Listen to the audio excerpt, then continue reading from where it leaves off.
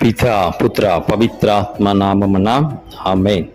క్రీస్తునాథునందలి ప్రియ దైవబిడ్లారా, మే మాసము మరియమాత పూజిత మాస తల్లి మరియమ్మ గారి అద్భుత వాక్య ధ్యానాంశాలకి అందరిని కూడా యేసు నామంలో ప్రేమతో ఆహ్వానిస్తూ ఉన్నాను.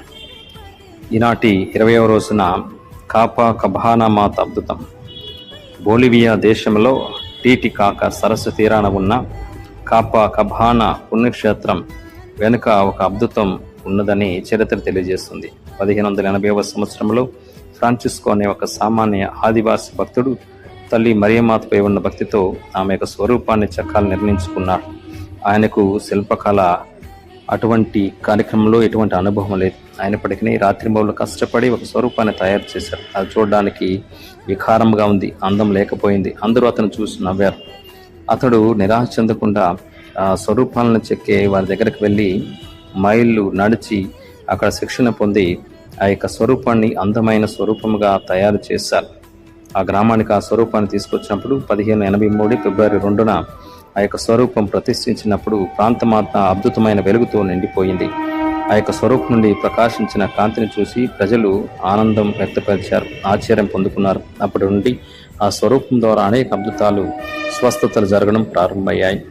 కాపా కబానా మాత అద్భుతం మనకు పట్టుదల మరియు దేవునిపై నమ్మకాన్ని గురించి బోధిస్తుంది. లోకం మన సామర్థ్యాన్ని చూసి నవ్వచ్చు, కానీ మనం దేవుని కోసం చేసే ప్రయత్నాన్ని ఆయన ఎన్నడూ తక్కువ చేయడు. ఫ్రాన్సిస్కో యొక్క సామాన్య ప్రయత్నాన్ని తల్లి మరియమ్మ గారు ఒక గొప్ప అద్భుతంగా మార్చింది. ఈనాడు కాపా కబానా మాత బొలివియా దేశపు రక్షక మాతగా ఆరాధించబడుతుంది. సముద్ర ప్రయాణికులు మరియు వాహనదారులు ఈ తల్లి ఆశీర్వాదం కోసం ఎప్పుడు కూడా వేడుకుంటూ ఉంటారు. ఈ అద్భుతం మనకి ఎన్నో సందేశాలను ఇస్తుంది.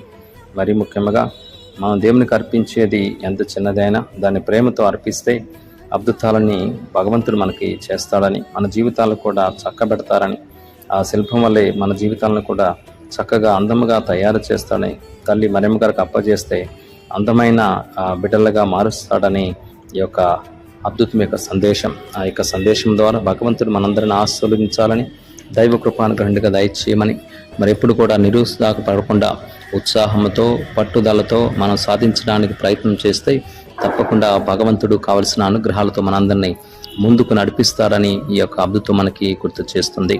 కాబట్టి ఇటువంటి విశ్వాసం భగవంతుడు మనలో నెలకొల్పాలని, జపమాలను జపిస్తూ బాధపడుతూ కష్టపడుతూ అవమానాలు పాలైన ప్రతి బిడ్డని భగవంతుడు దీవించాలని యేసుక్రీస్తు నామములో అడిగి వేడుకొంచున్నాము తండ్రి, ఆమేన్. ప్రభువు మీతో నుందురుగాక, మీ ఆత్మతోనూ ఉందురుగాక. సర్వశక్తి గల సర్వేశ్వరుడు పితా పుత్ర పవిత్రాత్మ దేవుడు వాక్యాల ద్వారా మరి జపమాల జపించే ప్రతి బిడ్డని వారందరి కుటుంబాలను దీవించి నడిపించుదురుగాక. Amen. Praise the Lord. Hallelujah, hallelujah, hallelujah.